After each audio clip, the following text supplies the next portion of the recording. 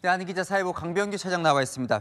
조금 전, 그러니까 방금 전에 일어난 일이에요. 지금 이진숙 전 방통위원장이 체포가 됐는데 수갑까지 찬 게 눈에 띕니다. 네, 그렇습니다. 방금 보신 것처럼 이진숙 전 방송통신위원장 서울 영등포경찰서로 수갑을 찬 채 압송됐는데요. 오늘 오후 4시 4분쯤 서울 강남구 자택 지하 주차장에서 체포돼서 오후 5시 40분쯤 서울 영등포경찰서로 압송됐습니다. 이 전 위원장 취재진 앞에서 수갑 찬 손을 들어올려 흔들어 보이면서 경찰 체포를 강하게 비판했습니다. 이진숙 여기 수갑 차고 있습니다. 민주당 의원들은 제가 대통령의 가치와 철학과 배치돼서 없앤다고 사퇴하라고 했습니다. 그것도 모자라서 이제 저 이진숙한테 이렇게 수갑까지 채웁니다. 그 전직 장관급 인사고 어디 뭐 도망간 것도 아닌 것 같은데 수갑까지 채우는 건 맞느냐 이런 지적 정당한 겁니까? 어때요? 네, 경찰은 경찰관 직무집행법에 관련한 조항이 있다고 말합니다. 현행법이나 3년 이상의 징역 등에 해당하는 죄를 범한 피의자이거나 도주 방지, 공무집행에 대한 항거 제지를 위해 수갑 등을 사용할 수 있다 이렇게 돼 있습니다. 하지만 이번 체포영장 집행을 상당히 이례적으로 보는 시선도 있었는데요. 흉악 사건 피의자도 아니고 장관급인 전직 방통위원장을 지낸 인사를 그것도 정치권발 고소고발 사건 조사를 위해 수갑까지 채워 체포하는 게 과한 것 아니냐는 시선도 있습니다.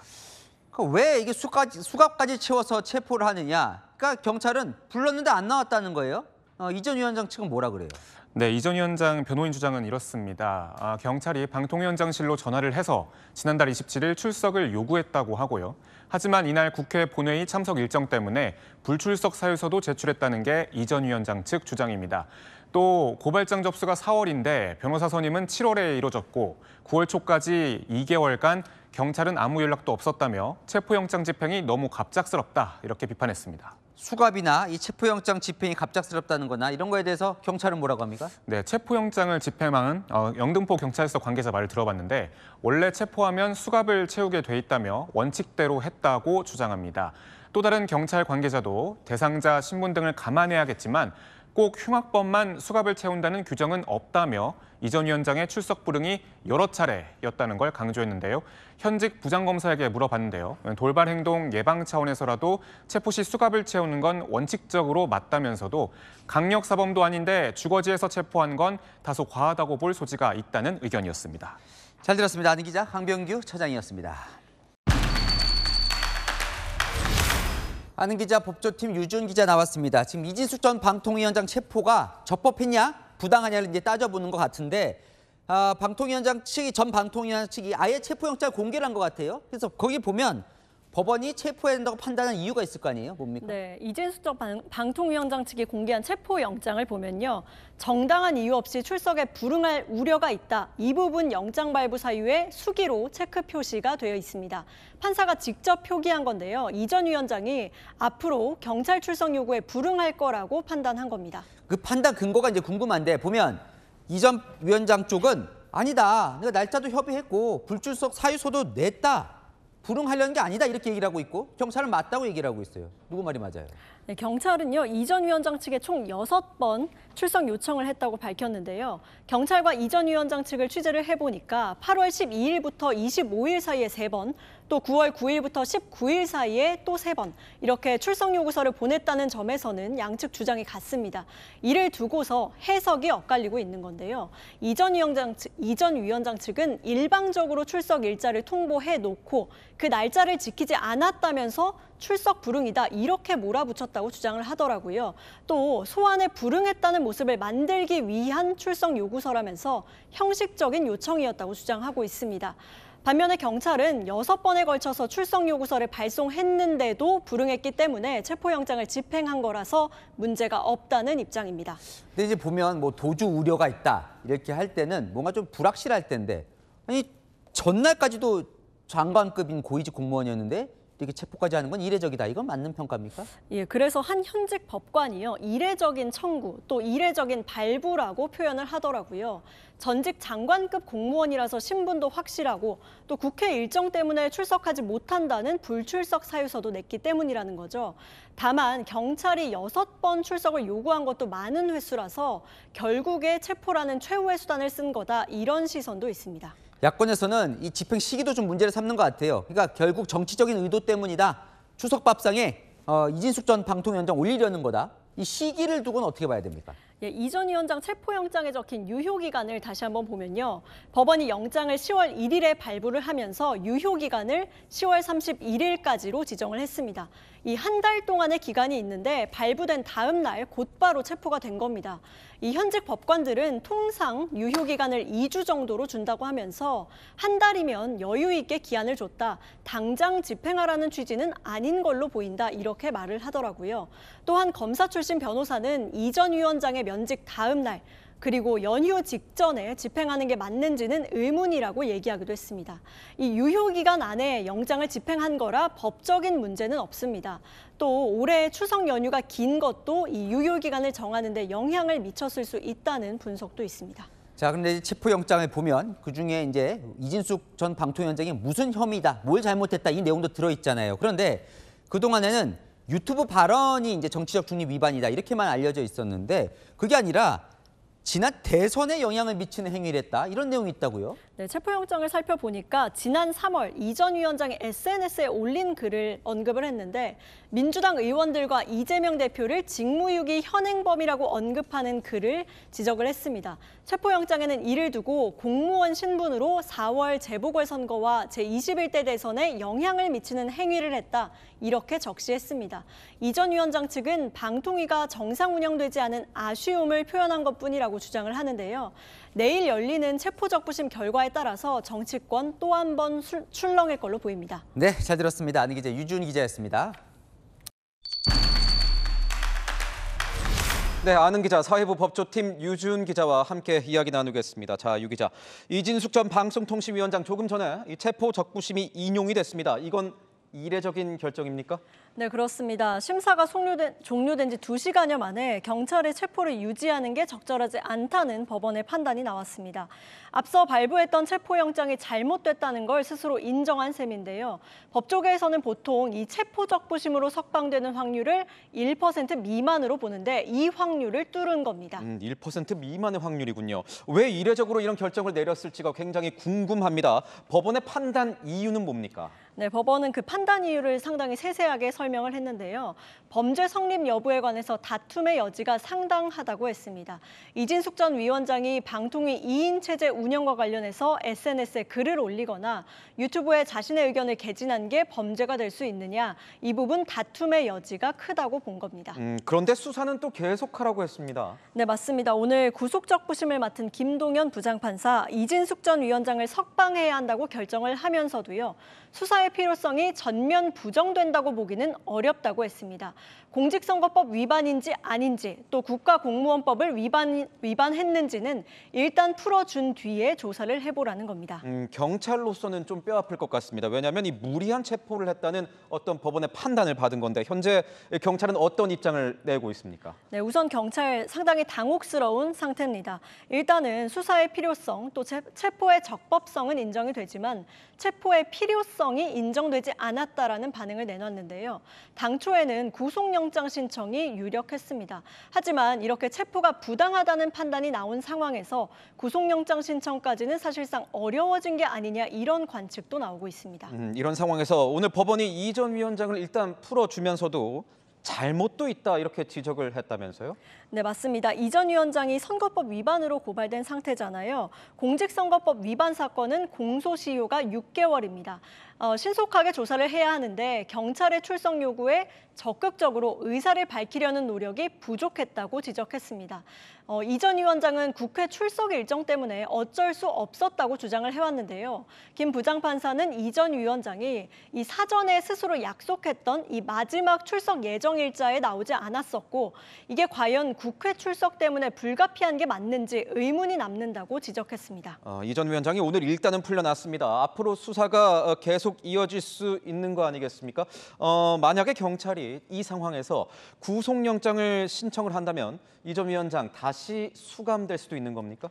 예, 일단 오늘 체포가 부당하다 이런 판단이 나오기는 했지만 구속영장이 발부되는 것과는 또 전혀 별개입니다. 법원이 보는 구속 기준 크게 세 가지인데요. 먼저 혐의의 중대성입니다. 이 전 위원장의 혐의 공직선거법과 국가공무원법 위반이죠.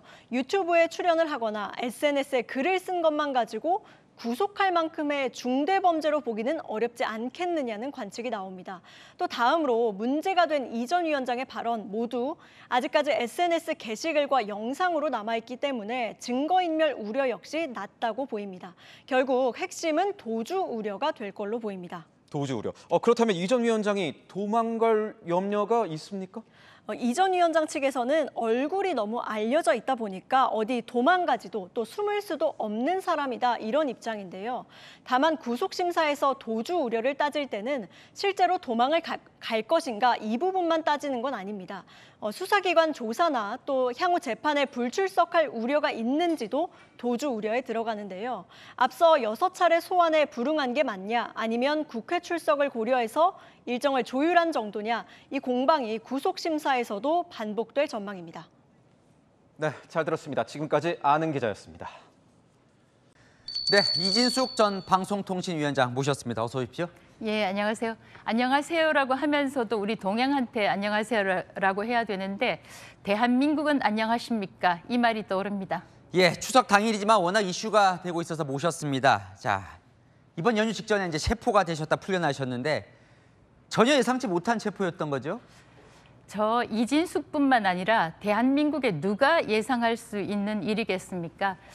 주변에 산책 간다고 나가다가 예. 갑자기 건장한 사나이들이 저희 차를 막고 서 있으니까 저는 무슨 큰 강력 사건이 발생했나 했는데 그 강력 사건의 소위 범인, 주인공이 제가 될 줄 몰랐습니다. 예. 체포 당시에 지금 수갑이 워낙 화제가 돼서 경찰이 바로 수갑을 채웠습니까? 아니면 좀 부당하다고 그때 말씀 좀 하셨었어요? 저는 그때 수갑과 관련해서는 부당하다고 이야기할 상황이 아니었던 것이 예. 체포라는 것을 전혀 예상을 못했었던 상황이기 때문에 이 체포가 굉장히 부당하다. 다시 한번 출석 요구서를 보내달라. 전혀 출석 요구에 불응할 생각이 없었기 때문에 이 체포 자체에 대한 부당함을 많이 이야기했는데 예. 그게 전혀 통하지를 않았습니다. 그러고 나서 이제 구금이 한 50시간 동안 진행이 되셨는데 유치장 안에서는 수갑은 풀고 계셨고요. 그렇습니다. 그럼 계속 조사를 받으셨습니까, 안에서는? 안에서는 식사 시간 제외하고는 조사를 받았습니다. 그렇지만 심야 조사는 받지 않겠다. 예. 그렇게 이야기해서 심야 조사는 받지 않았습니다. 네. 가장 논란은 이제 체포가 적절했냐 여부일 것 같아요. 자, 이제 석방 결정이 나긴 했는데 또 판사가 체포 자체는 적법했다 이렇게 인정을 또 했어요. 핵심은 이겁니다. 경찰이 6번이나 불렀는데 불응했다. 이게 지금 체포의 명분입니다. 전혀 사실이 아닙니다. 네. 저와 수사 과장이 합의한 출석 요구 일자는 단 하루였습니다. 9월 27일이었습니다. 예. 그리고 이제 그것을 뒷받침하는 것이 9월 27일 제가 체포된 당일날 수사과장이 저한테 그렇게 이야기를 하더라고요. 저한테 전화만 한 번 했었어도 달라질 수 있었을 텐데요. 즉 저한테 전화만 한 번 했었어도 체포가 되지 않았을 텐데 이런 취지로 이야기를 했는데 일단 그 8월에는 제가 변호인 선임이 안 됐습니다. 변호인 선임이 안 됐기 때문에 출석하는 것이 불가능하다고 제가 방통위 예. 담당 직원에게 이야기를 전달하라고 했었고 예. 왜냐하면 8월에 저한테 나중에 알고 보니까 출석 요구서를 보냈는데 3회를 보냈습니다. 보냈는데 그때는 제가 변호인이 없었기 때문에 선임을 하지 않았었기 때문에 예. 아예 출석을 할 수가 없는 상황입니다. 9월 10일에 변호인을 선임을 했고 예. 그 전날인 9월 9일에 제가 수사과장하고 통화를 하면서 27일에 출석하겠다. 그런데 여기서 이제 가장 문제가 되는 것이 9월 27일에 제가 출석을 하겠다고 하면 예. 27일에 출석을 안 했을 때 그다음 출석 요구서를 보내는 거 아니겠습니까? 예. 그런데 저도 모르는 상황에서 9월 9일에 한번 보내고 예. 또 9월 12일에 보냈더라고요. 아니 9월 27일에 출석하겠다고 했는데 왜 추가로 2번이나 엉뚱한 출석 요구서를 보냅니까? 자, 여기서 저는 정리를 한번 할게요. 네. 이제 좀 길게 말씀하셔서. 그러니까 민주당은 이렇게 비판을 해요. 9월 27일 날 필리버스터 때문에 못 나왔다 이제 얘기를 하시니까 무슨 소리냐? 8월 중순부터 계속 보냈는데 8월 중순 때는 변호사 선임 때문에 못 나가신다고 이미 정리가 됐다는 거고 그 사이에는 9월 27일에 나가겠다고 했는데 모르는 사이에 2차례 불출석했다고 지금 나와 있다 이 얘기시네요, 그죠? 그렇죠. 아까도 좀 전에도 말씀을 드렸지만 예. 불출석이라는 것은 출석 요구에 응하지 않았을 때 보내는 거 아니겠습니까? 예. 그런데 분명히 저하고 9월 9일에 출석을 하겠다고 9월 27일에 약속을 했으면 9월 27일에 불출석을 해야지 다음 출석 요구서를 보내는 거지 않습니까? 예. 그러니까 9월 9일과 9월 27일 사이에 보낸 2번의 출석 요구서는 엉터리, 조작, 가짜라는 겁니다. 그리고 예. 저희 임무영 변호인이 저는 처음에 이걸 예. 일자를 잘 몰랐어요. 왜냐하면은 이게 저는 알겠습니다. 워낙 조정을 해서 출석을 한다고 생각을 했기 때문에 이걸 제가 주의 깊게 몰랐는데 임무영 변호사가 아니 왜 27일에 본인하고도 27일에 출석하겠다고 약속을 했는데 왜 9일하고 10일하고 중간에 보냈냐. 알겠습니다, 위원장님. 좀 시간이 네. 많이 걸리니까 자, 그 부분은 일단 경찰은 아니다, 제대로 보냈다라고 지금 얘기를 하고 있기 때문에 약간 진실공방처럼 돼 있으니까요. 좀 넘어가 볼게요. 근데 체포돼서 경찰에 들어가면서 대통령이 시켰느냐, 정청래 대표가 시켰느냐, 개딸이 시켰느냐 말씀하시는 건 지금 체포가 지금 정치적 의도가 있다고 보시는 거죠? 제가 그 방통위원장으로 지명되고 난 이후부터 예. 민주당은 저에 대해서 탄핵시키겠다 이렇게 위협성 발언을 했고요. 예.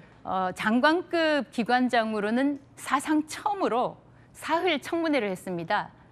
그런데 그게 사흘 청문회를 한 것이 자료가 부실하다, 자료 제출을 하지 않는다라고 하면서 사흘이나 끌었단 말입니다. 이번에 김민석 총리 보니까 그렇게 부실하게 자료를 제출을 해도 예. 이틀 만에 끝내고 총리가 되더라고요. 예. 그리고 제가 방통위에 와서 보니까 심지어는 국장이 인사하는 것 정도, 심지어는 과장 정도 인사도 대통령실에 보고를 하게 돼 있더라고요. 이게 루틴처럼 돼 있어요. 예. 그런데 말씀드렸지만 저는 9월 30일, 10월 1일에 제 임기가 만료가 됐는데 자동 면직이 됐는데 자 그렇다면 9월 12일, 9월 9일, 9월 12일 9월 9일과 27일 사이에 예. 체포영장이 만약 지금 날짜는 정확치 않습니다. 그렇지만 어떻든 9월 30일 이전에 체포영장이 2번 신청이 청구가 돼서 기각이 됐다면 이것이 대통령실까지 보고가 되지 않았겠나. 예. 저는 당연히 보고가 됐다고 그래서 생각합니다. 정치적 의도가 있다. 네.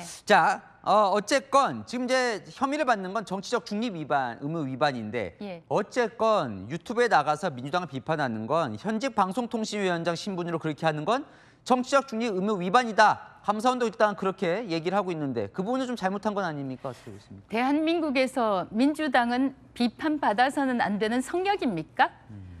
제가 이야기했던 것, 민주당과 좌파 집단은 우리가 상상하는 모든 것을 하는 집단이다. 예. 또 상상하지 못하는 것도 하는 집단이다라고 이야기했던 것은 저와 관련되는 이슈입니다. 즉, 저를 탄핵시킬 수는 있을 것이다. 이 생각은 했습니다. 이건 우리가 상상할 수 있는 범위에 들어가는 것이고 그렇지만 취임 사흘 만에 탄핵하는 것, 예. 이건 우리가 상상하지 못하는 그 영역에 속하는 것이죠. 알겠습니다. 그래서 한 이야기입니다. 알겠습니다. 자, 만약에 사퇴를 했다면 방통위원장 수사나 이번처럼 체포되는 일은 없었을 걸로 보십니까? 그 부분은 약간은 이제 그 반반으로 봅니다. 예. 저는 민주당, 민노총 이런 집단들이 저에 대해서 끝장을 본다고 생각을 하는 것이 예. 민노총에 한번 밑보이면 저는 인생 마치는 그 순간까지 그들이 저를 감시한다고 생각을 합니다. 알겠습니다. 자, 마지막 질문이 될 것 같아요. 결국 이제 민주당에서는 정치하려고 자꾸 몸집을 키우려고 이렇게 문제를 일으킨다라고 보는 얘기를 많이 하는데요. 정치하십니까? 저는 지금 정치와 관련돼서는 생각을 할 수 없는 입장이고요. 예. 17년 된 기관이 이진숙이라는 사람 하나 잘라내기 위해서 기관이 없어져 버렸습니다. 예. 당연히 위헌적인 일이 벌어진 거고 저로서는 현재 헌법 소원에서 대한민국의 헌법이 살아있다면 예. 방송 미디어통신위원회라는 간판이 내려지고 다시 방송통신위원회라는 간판이 올라갈 것이라고 생각합니다. 대한민국의 헌법이 살아있다는 것을 헌법재판관들께서 입증해 주셨으면 좋겠습니다. 자, 오늘 말씀은 여기까지 듣겠습니다, 위원장님. 고맙습니다. 예, 고맙습니다. 네, 이진숙 전 방송통신위원장과 얘기 나눠봤습니다.